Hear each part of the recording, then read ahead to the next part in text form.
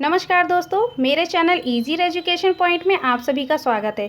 दोस्तों, अगर आप मेरे चैनल पर नए हैं तो प्लीज़ सबसे पहले मेरे चैनल को सब्सक्राइब कर लें और नोटिफिकेशन का बटन दबा लें ताकि मेरे सारे वीडियोस आप तक समय पर पहुंच सकें। और दोस्तों, मेरे वीडियो को लाइक करना और शेयर करना ना भूलें। दोस्तों, आज हम पढ़ेंगे भक्ति काल के संत काव्य धारा के प्रमुख 30 महत्वपूर्ण छटे हुए प्रश्न जो एग्ज़ाम में अक्सर पूछे जाते हैं। नमस्कार दोस्तों, आज हम अपने इस वीडियो में पढ़ेंगे भक्ति काल के संत काव्य धारा से संबंधित प्रमुख प्रश्नों को। तो चलिए दोस्तों, शुरू करते हैं अपने वीडियो को। दोस्तों, पहला प्रश्न है, संत साधना का साहित्यिक रूप प्रारंभ हुआ है? ए काशी, बी प्रयाग से, सी पंढरपुर से, डी उज्जैन से। तो दोस्तों, संत काव्य का साहित्यिक रूप है वो पंढरपुर से शुरू हुआ है, प्रारंभ हुआ है। चलिए दोस्तों, अगला प्रश्न देख लेते हैं। दोस्तों, अगला प्रश्न है, ज्ञानाश्रय शाखा के प्रमुख संत कवि का क्या नाम है? सूरदास, चंदबरदाई, कबीरदास या विद्यापति। तो दोस्तों, ज्ञानाश्रय शाखा के प्रमुख संत कवि हैं वो कबीरदास जी हैं। आगे देखिए दोस्तों, तीसरा प्रश्न है हमारा, कबीर के गुरु का नाम क्या है? रामानंद सागर, बी रैदास, सी रविदास, डी रामानंद। तो दोस्तों, इसका सही उत्तर है रामानंद। अगला प्रश्न देख लेते हैं। दोस्तों, अगला प्रश्न है, सधुक्कड़ी भाषा से आशय है? ए जिसमें कटुक्तियों का प्रयोग हो, बी जिसमें अक्खड़पन की झलक हो, सी जिसमें अनेक प्रांतीय भाषाओं और बोलियों के शब्दों का मिश्रण हो, और डी है जिसमें साधु संतों की गुप्त बातों के संकेत हो। तो दोस्तों, हमारा सही उत्तर है सी, जिसमें अनेक प्रांतीय भाषाओं और बोलियों के शब्दों का मिश्रण हो। अगला प्रश्न देख लेते हैं दोस्तों। प्रश्न 5 है, रैदास किसके गुरु थे? ए मलुकदास के, बी रहीमदास के, सी लालदास के या डी मीराबाई के। तो दोस्तों, रैदास जो थे वो मीराबाई के गुरु थे। छठा प्रश्न है दोस्तों, अंगवधु किसकी रचना है? ए गरीबदास की, बी मिस्किनदास की, सी मलूकदास की या डी दादू दयाल जी की। तो दोस्तों, इसका सही उत्तर है अंगवधु के रचनाकार हैं दादू दयाल जी। अगला प्रश्न देखते हैं दोस्तों, सिकंदर लोधी ने किसके कहने पर कबीरदास को जंजीर से बांधकर गंगा में डुबाया था?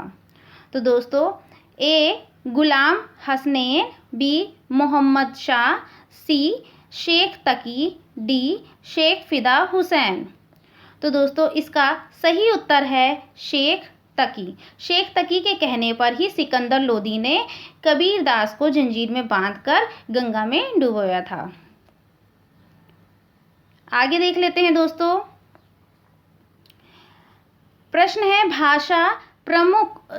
भाषा बहुत परिष्कृत और परिमार्जित न होने पर भी कबीर की उक्तियों में कहीं कहीं विलक्षण प्रभाव और चमत्कार हैं। प्रतिभा उनमें प्रखर थी, इसमें संदेह नहीं। पंक्तियों के लेखक हैं ए डॉक्टर नगेंद्र, बी आचार्य हजारी प्रसाद द्विवेदी, सी डॉक्टर राममूर्ति त्रिपाठी, डी आचार्य रामचंद्र शुक्ल। तो दोस्तों, इस पंक्ति के जो रचयिता हैं, जो इन्होंने लिखी है, वो हैं आचार्य रामचंद्र शुक्ल जी। आगे देख लेते हैं दोस्तों। 9वां प्रश्न है, निम्नलिखित विकल्पों में से जो संत काव्य की विशेषता नहीं है उसे छांटिए। ए बाह्य आडंबर का खंडन, बी गुरु का महत्व प्रतिपादन, सी सगुण ईश्वर की उपासना, डी जाति पाति का विरोध। तो दोस्तों, जो संत काव्य है उसमें बाह्य आडंबर का खंडन किया गया है और गुरु का महत्व का प्रतिपादन भी किया गया है और जाति पाति का विरोध भी किया गया है। लेकिन दोस्तों जो सी है वो सगुण ईश्वर की उपासना नहीं की गई है, क्योंकि ये निर्गुण भक्ति किया करते थे। आगे देखते दोस्तों, 10वां प्रश्न है, कबीर किस शासक के समकालीन थे? ए हुमायूं के, बी अकबर के, सी सिकंदर लोदी के, डी बहादुर शाह जफर के। तो दोस्तों कबीर जो थे वो सिकंदर लोदी के समकालीन थे।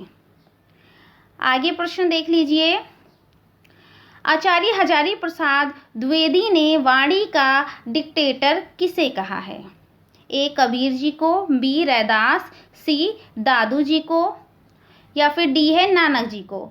तो दोस्तों आचार्य हजारी प्रसाद द्विवेदी जी ने वाणी का डिटेक्टर कबीर दास जी को कहा है, क्योंकि दोस्तों जो कबीर दास जी थे वो अपनी कोई भी बात है उसे किसी भी भाषा में, मतलब भाषा को इस तरह से वो प्रयोग करते थे कि वो अपनी सारी बातों को आसानी से कह लेते थे। तो इसीलिए उनको हजारी प्रसाद द्विवेदी जी ने डिटेक्टर कहा है। आगे देखिए दोस्तों, आगे प्रश्न है, निम्नलिखित में से कौन रामानंद की शिष्य परंपरा में नहीं है?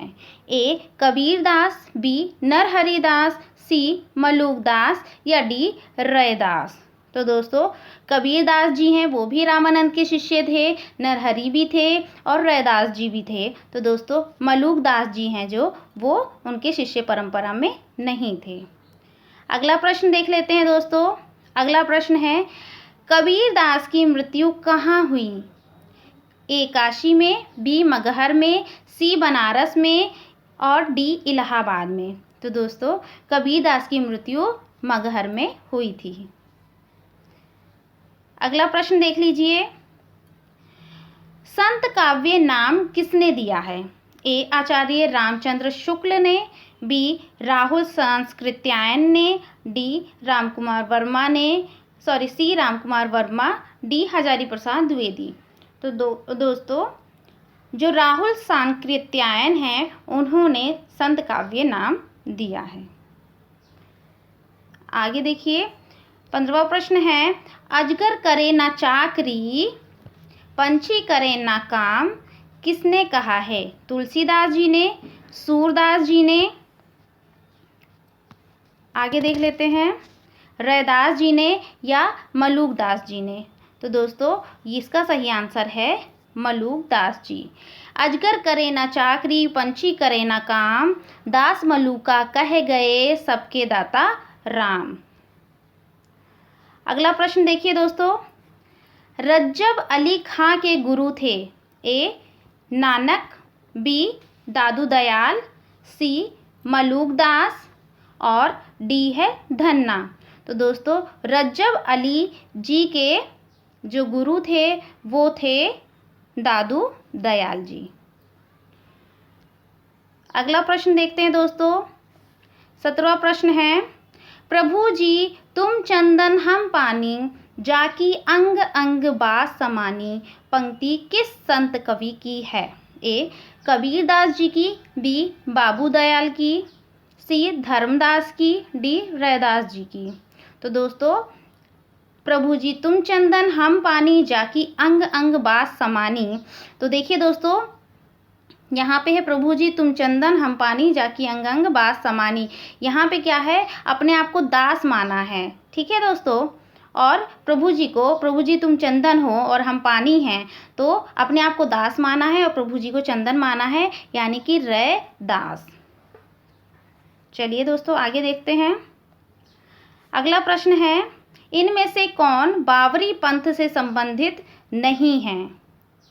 ठीक है दोस्तों, नहीं है ये बताना है। ए बुल्ला साहब, बी बुलाल साहब, सी पलटू साहब, डी संत साहब। तो दोस्तों इसका सही आंसर है पलटू साहब। आगे देख लीजिए दोस्तों, ज्ञान मार्गी शाखा के कवियों को किस नाम से पुकारा जाता है? ए सिद्ध कवि, बी नाथपंथी कवि, भक्त कवि या संत कवि। तो दोस्तों इसका सही उत्तर है संत कवि। अगला प्रश्न है, ज्ञान बोध किसकी रचना है? सुंदरदास की, मलूकदास की, सी रज्जब जी की, या डी इनमें से कोई नहीं? तो दोस्तों इसका सही उत्तर है जो ज्ञान बोध है वो मलूकदास जी की है। देखिए दोस्तों, इसमें है ज्ञान बोध। ज्ञान ज्ञान यानी कि जो मालूम है हमें, ठीक है दोस्तों, जो हमें मालूम है। तो ज्ञान या फिर बोध होना या फिर मालूम होना, ठीक है दोस्तों। ज्ञान बोध और मालूम तीनों एक ही जैसा है, इसलिए ज्ञान बोध है जो वो मलूकदास जी की है। आगे देखते हैं दोस्तों, भक्ति विवेक निम्नलिखित में से किसकी रचना है? ए मलूकदास की, बी सुंदरदास की, सी नाभादास की, या डी दादू दयाल की? तो दोस्तों इसका सही उत्तर है मलूकदास। अगला प्रश्न देखिए, निर्गुण ज्ञानाश्रयी शाखा का दूसरा नाम क्या है? तो दोस्तों संत भक्ति शाखा है कि बी कृष्ण भक्ति शाखा है, या सी संत साहित्य है, या डी सूफी साहित्य है? तो दोस्तों ज्ञानाश्रयी जो शाखा है वो सिर्फ संत कवियों की ही है, इसलिए से संत साहित्य में लिया जाएगा। तो संत साहित्य इसका सही उत्तर हो जाएगा। अगला प्रश्न है, कबीर की वाणी का संग्रह बीजक कहलाता है। इसके कितने भाग हैं ये आपको बताना है, ठीक है दोस्तों। पहला 1, दूसरा 2, सी है 3 और डी है 4। तो दोस्तों आप लोग जानते हैं कबीर जी की जो बीजक है उसके 3 भाग थे, ठीक है दोस्तों। तो इसका सही उत्तर हो जाएगा 3। आगे देख लेते हैं दोस्तों, संत साहित्य में प्रयुक्त बंकनाली का पर्याय निम्नांकित में से कौन नहीं है? इसमें दोस्तों नहीं है, इस पे ध्यान दीजिएगा, इसमें नहीं है पूछा गया है। तो ए है त्रिकुटी, बी वक्रनाली, सी राजदंत, डी शंखिनी। तो दोस्तों जो वक्रनाली है वो इसका पर्याय नहीं है, बल्कि त्रिकुटी, राजदंत और शंखिनी इसके बंकनाली के पर्याय हैं। आगे देख लेते हैं दोस्तों, अगला प्रश्न है, सबंगी रचना किसकी है? सबंगी पूछा गया है, किसकी रचना है? तो दोस्तों ये ए दादू दास की है, बी पीपा जी की है, सी रैदास जी की है, या डी रज्जब जी की है? तो दोस्तों देखिए ये सबंगी जो है ये रज्जब जी की है। दोस्तों देखिए इसमें सबंगी है, इसमें 2 मतलब डबल बा है और इसमें डबल जा है। तो दोस्तों इससे आप रिलेट करके इसको याद रख सकते हैं कि सबंगी है जो वो रज्जब जी की है। अगला प्रश्न देख लेते हैं दोस्तों। अगला प्रश्न है, मुसलमान अनुयायी कबीरदास को किन का शिष्य मानते थे? मतलब जो मुसलमान अनुयायी थे वो कबीरदास को किन का शिष्य मानते थे? शेख तकी का, रज्जब जी का, मोइनुद्दीन चिश्ती का, या फिर नूर मोहम्मद का? तो दोस्तों इसका सही उत्तर है शेख तकी। आगे देख लेते हैं दोस्तों, निर्गुण काव्य धारा की प्रवृत्ति है। ए वात्सल्य रस की प्रधानता, बी प्रगति पर चेतना सत्ता का आरोप, सी रूढ़ियों एवं आडंबर का विरोध आश्रय दाता की प्रशंसा। तो दोस्तों इसका सही उत्तर हो जाएगा कि जो निर्गुण काव्य धारा की जो प्रवृत्ति है वो है रूढ़ियों एवं आडंबरों का विरोध, जो बाह्य आडंबर हैं उनका विरोध। दोस्तों यहाँ पर ये आश्रयदाता की प्रशंसा है जो ये डी ऑप्शन का है। तो दोस्तों ये गलती से इधर आ गया है, इसका सही उत्तर है रूढ़ियों एवं बाह्य आडंबरों का विरोध। ठीक है दोस्तों, सही उत्तर रूढ़ियों एवं बाह्य आडंबरों का विरोध है। चलिए आगे देख लेते हैं दोस्तों, कबीरदास किस काव्य धारा का प्रतिनिधित्व करते हैं? ए संत काव्य का, बी सूफी काव्य का, सी राम काव्य का, डी कृष्ण काव्य का। दोस्तों तो सही उत्तर इसका हो जाएगा कबीरदास जो थे वो संत कवि थे और संत काव्य का ही प्रतिनिधित्व करते हैं। अगला प्रश्न है दोस्तों, निर्गुण संत कवियों में सर्वाधिक शास्त्रज्ञ एवं सुशिक्षित थे? ए रज्जब जी, बी सुंदरदास, सी धर्मदास, डी दादू दयाल जी। तो दोस्तों जो सुंदरदास जी थे वो सबसे ज़्यादा पढ़े हुए थे और ये काशी में रहकर इन्होंने संस्कृत व्याकरण, साहित्य एवं दर्शन का गंभीर अध्ययन किया था और उसके पश्चात 12 वर्ष तक इन्होंने योग साधना की थी। तो दोस्तों सुंदरदास जी जो हैं वो सबसे ज़्यादा पढ़े लिखे और सुशिक्षित थे। अगला प्रश्न है दोस्तों, सगुण भक्ति के प्रतिनिधि सूरदास माने जाते हैं, तो निर्गुण भक्ति के प्रतिनिधि कौन माने जाते हैं? ए रहीम, बी बिहारी जी, सी कबीर और डी जयसी। तो दोस्तों इसका सही उत्तर है कबीर जी। अगला प्रश्न देख लेते हैं दोस्तों, ज्ञान आश्रय शाखा के प्रमुख कवि हैं रैदास, कबीरदास, गुरु नानक या तुलसीदास। तो दोस्तों इसका सही उत्तर है बी कबीरदास। तो दोस्तों ये थे हमारे 30 प्रश्न। अब मिलते हैं अगले वीडियो में सूफी काव्य धारा से संबंधित प्रमुख प्रश्नों के साथ। तो दोस्तों मेरे चैनल को सब्सक्राइब करें, नोटिफिकेशन का बटन ज़रूर दबाएं और दोस्तों लाइक और शेयर करना ना भूलें। नमस्कार दोस्तों।